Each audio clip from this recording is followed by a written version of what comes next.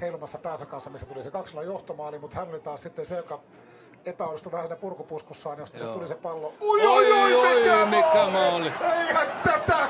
Eihän tätä voi käsittää kukaan, ja se on taas kerran sama David Carney, joka iskee. Hän on tehnyt Jaron kaikki maalit tällä kaudella, ja David Carney jatkaa siitä, mitä hän on tehnyt tähänkin asti. TPS johti jo 2 maalilla. Ja nyt kuin salama kirkkaalta taivalta 2 kertaa. Ja nämä kummatkin maalit ovat aika tietyllä tavalla identtisiä. Ei tässä kukaan ottanut sitä maalia tulee, niin David Carney iskee aivan tyhjästi. Taas keskityksestä ja iso kaveri siellä keskellä. Hyvä pusku, aivan loistava. Järkyttävän upea maali ja se tulee kaukaa. Ja toi asento ei muuten ole mikään helpoa. Siinä teille esimerkkiä, miten... Kulma, nyt se tulee keskusta, loistava pusku ja se on siellä. Oliko se sitten taas kerran David Carney, joka sen teki. Ja se oli boksin sisältä, me puhuttiin, että onko se boksin ulkopuolelta vai sisältä tänään. Tänään David Carney iskee sitten boksin sisältä otteluna tulokseksi tai otteluna lukemiksi 1-0.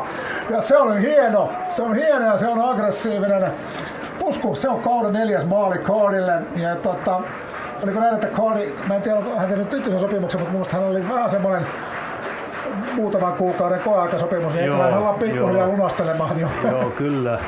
Loistava pusku. Joo, siinä oli tarpeeksi pelaajia ympärillä, mutta vahvana pelaajana, vahvana pääpelaajana siitä huolimatta. Remesahon nosto. Hamilton maalin takatolpalla ja sieltä sitten laitetaan pallo maaliin. Näin pääsee Jarot debyytistä. David Carney heti maalin makuun. Mutta on maalivaikki kyllä tänään ottanut upeita torjuntoja. Vaikka 5 maalia on tullut, niin upeita torjuntoja. Useampi kappale. Peli jatkuu vieläkin. 103. minuutti käynnissä. Remesaho! Ei ole totta! Kolme! Ja onko se Sandstedt, joka sinne nousee? Oliko se Sandstedt, nuori Axel Sandstedt, joka tekeekö hän siinä urassa ensimmäisen 1. osuman? Sitä en näe, mutta joka tapauksessa maali siinä tulee. Kuka sen tekevän sen Sjöströmille. Ja 7-7 laittaa palloa sitten näin pitkänä eteenpäin. Carney voittaa 100-0 oman tilanteensa. Nyt loukkaa sitten KPV puolustaja siellä, mutta Remesahon loukkaus reilusti. Ja nyt tulee pahan näköinen loukkaantuminen sitten vuorosta. Onko se Sipola, joka jää siinä tuon jyrän alle. Joo, se näytti heti, kun se osui päähän tässä tilanteessa. Sen näki heti, että nyt käy aika pahasti tässä. Ei mitään rikettä, vaan kova törmäys. Se oli pahan näköinen tilanne heti alusta saakka ja vähän aikaa puhelin siinä soi. Joo, siellä 2 syötöllä, 1 pitkällä avauksella ja Kaarti jatkaa, niin Joni Remesaho melkein läpi.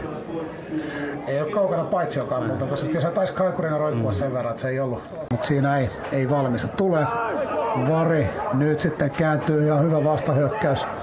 Jolla Carney! Oho! Hyvä veto. Oho! Osaa näköjään laukuakin.